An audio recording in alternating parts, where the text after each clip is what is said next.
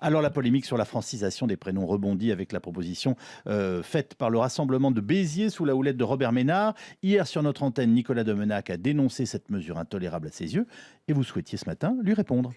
Et oui, le monde est bien fait. Il y a les gentils et les méchants, les tolérants et les xénophobes, ceux qui acceptent que les enfants portent des prénoms multicolores et ceux qui veulent leur imposer des prénoms monochromes français. Bon, et si on allait au-delà de ces postures, et si on allait au-delà des faciles incantations, si on plongeait dans la réalité des rapports sociaux, si on retournait dans l'histoire de la nation française. Adjani se prénomme Isabelle et non Jamila. Reggiani se prénomme Serge et pas Sergio. Aznavour, c'est Charles. Valls, c'est Manuel. Platini, c'est Michel. Appeler ses enfants Souelen ou Mohamed, c'est un signe manifeste d'auto-ségrégation qui permettra ensuite de se plaindre de la ségrégation que l'on subit. C'est refuser consciemment ou inconsciemment de faire partie du peuple français. C'est nier la République au nom des soi-disant valeurs républicaines. Car depuis que la Révolution existe, depuis que la République existe, elle a imposé des prénoms tirés du calendrier des saints. Les révolutionnaires votèrent la première loi dans ce sens en l'an 11. La République, ils l'avaient fondée.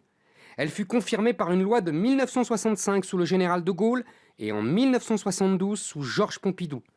Comme chacun sait, ce sont deux tyrans xénophobes. Jamais ils n'auraient toléré qu'un ministre appelle sa fille Zora ou qu'un président de la République appelle sa fille d'un prénom italien. Ce sont les juges qui, à partir des années 70, ont refusé d'appliquer cette législation séculaire. Les familles maghrébines pensaient alors repartir au pays, on les laissa faire.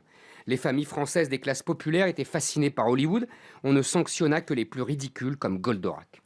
Devant ce laxisme judiciaire, les préfets baissèrent les bras et le législateur abolit cette législation en 1993. La gauche a l'habitude de parer ses renoncements des atours de la liberté. Pourtant, vous-même, cher Eric, portez un prénom droit de Suède et Robert Ménard, un prénom germanique. Mais il ne faut pas tout confondre ou faire semblant. Les prénoms germaniques ne sont pas étrangers, puisque les Germains sont à l'origine de la France avec les Gallo-Romains. En faire des immigrés, c'est confondre la France avec l'Empire romain. Les prénoms scandinaves ont été depuis toujours francisés par la conversion de ces populations au christianisme. Car que cela plaise ou non, la France est un pays de culture catholique, façonné par l'Église depuis plus de 1000 ans. Les autres cultures, les autres nations ne s'y trompent pas. Le rappeur Abdel Malik s'appelait Régis avant sa conversion à l'islam. Quand des parents juifs donnent à leurs enfants des prénoms israéliens, il y a de fortes chances que cette famille ne tarde pas à quitter la France pour Israël. Quand un gosse est affublé de prénoms tirés de séries télé américaines, tout le monde devine qu'il vient d'un milieu qui n'a pas vraiment les outils culturels pour résister à l'américanisation de la société. Où est la liberté? Où sont les racines? Où est la France? Pour rendre hommage à ses racines et à ses ancêtres, à la mémoire de ses parents, le nom de famille suffit.